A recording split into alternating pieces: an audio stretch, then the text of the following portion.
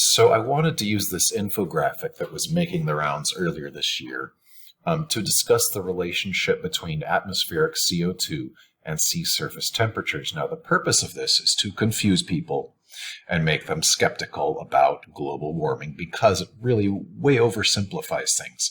Because the general idea is that, oh, atmospheric CO2 is what causes warming. And, well, yes, atmospheric CO2 does cause warming. But they're trying to make it seem like the sea surface temperatures are getting warm before spikes in CO2 to make it seem like the CO2 is not causing the warming and that the warming is, and therefore global warming is not real or something like that. And it's just totally off on how it's presenting things. So to start with, it says 41% of sea surface temperature heat content since 1995 arrived in a mere 4 weeks of 2023, which is some sketchy math to begin with. If we assume that this dotted line is supposed to represent 1995, I guess, then, okay, so that is at what? About, at this point, we're talking about 20.2, 20.25 maybe. And here at the peak, we're talking about 20.8 maybe. So we're saying maybe at most 0.6 of a degree. Now, I'm not sure in which world 0.6 of a degree represents 41% of a number that's in the 20s. That's just not good math. And it also didn't arrive. If we're talking about like, oh, here it has arrived and it's arriving in 4 weeks. I mean, technically, we're talking about sea surface temperatures are kind of on a seasonal decline. I'm not really sure what this wording is supposed to mean. It's not really supposed to be interpreted anyway, because the whole point is like, oh, look here. We're relating this to, it's happening here, but the CO2 doesn't jump until here, right? So this doesn't really matter. This is just poor math, and it's a complete misunderstanding of how this whole system works. And the same thing here, 73% of North Atlantic sea surface temperature warming since 1996 arrived in just 3 weeks of 2023. Again, like, there's no explanation or methodology of how this calculation is occurring, and it's just simply not accurate. But because they're basically comparing two things that are largely driven by different things, our atmospheric CO2 is driven on an annual cycle by what we would call boreal greening, the photosynthesis that occurs largely in the northern hemisphere as we move into spring and then into autumn, and we start to lose things to falling leaves and snow cover, etc. That is the main source of this cycle here, whereas this cycle here is largely due to incoming solar radiation or insolation.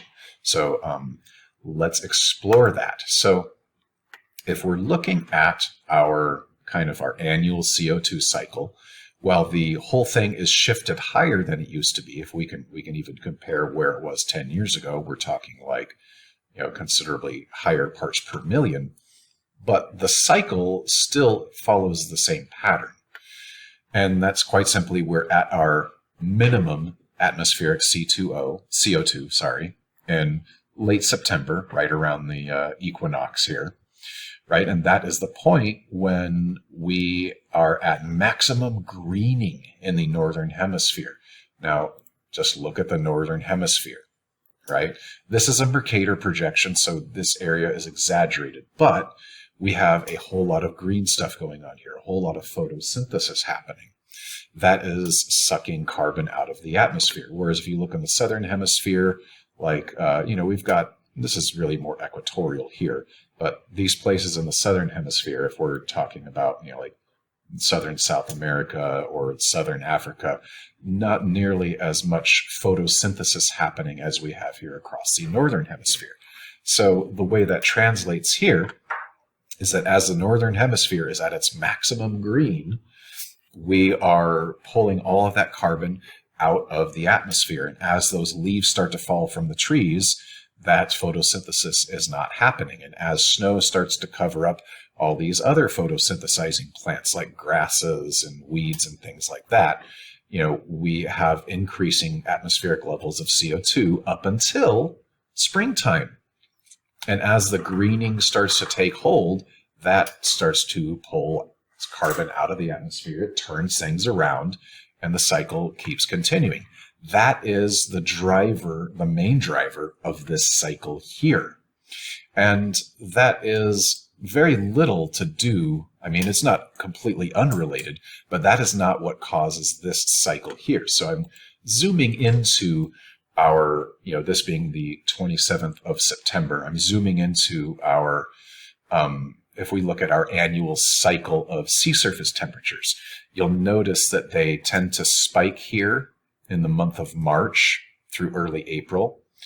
And they also have a lesser spike here, August into September. Now, the driver here is incoming solar radiation. That means the literally sunlight hitting the surface of the Earth. Now, sea surface temperatures, if again we look at our map and we look at where we have more ocean, well, that's southern hemisphere, has way more ocean than northern hemisphere.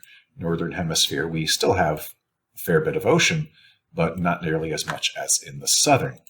So when we see, like, let's say solstice happens just before here, right? And we start to, in the southern hemisphere, gaining more and more and more light as we move through their summer and into their fall. And right around here, March 21st, that's when the equinox happens. That's when fall time begins in the southern hemisphere. And all of that summer heat that is being accumulated in the southern ocean, we see that reflected in this cycle here. And then as the cycle repeats in the northern ocean, we see that same thing happening here. Again, it's, accumulates as the southern ocean cools down. The northern ocean is heating up. And we see a smaller spike here into fall time in the northern hemisphere. And so that's why we have the cycle of this shape, because all you have to do is look it up on NOAA's website, ocean heat content. Where is its main thing? And I even had it highlighted. The main source of ocean heat is sunlight. Right there, NOAA tells you. And we go on, and yes, so we've got clouds, water vapor, greenhouse gases, and we've got some of that energy entering the ocean, right? So it's not completely unrelated, but the main source of ocean heat is sunlight. And we've got, currents in particular mixing the ocean, moving heat around. And we do see that, if we just scroll down here, if I switch over to the anomaly map, we've got currents here, and we can see the currents. And of course, our Gulf Stream current here, or I should say the North Atlantic current, is not really doing what it normally does, but we can see these currents in action distributing heat.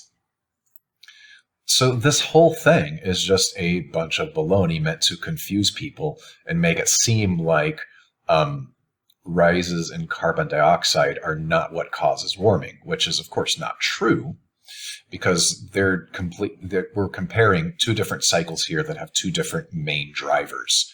And it's not that they're unrelated, it's just that this is not the main relationship. But because people don't really know these finer details, now you do know. Hopefully stuff like this can be, pretty easily debunked. In general, listen to your scientists. Don't listen to your, people who can't even do basic math. Because they're pretty good at confusing you. They probably confuse themselves. Thank you for listening.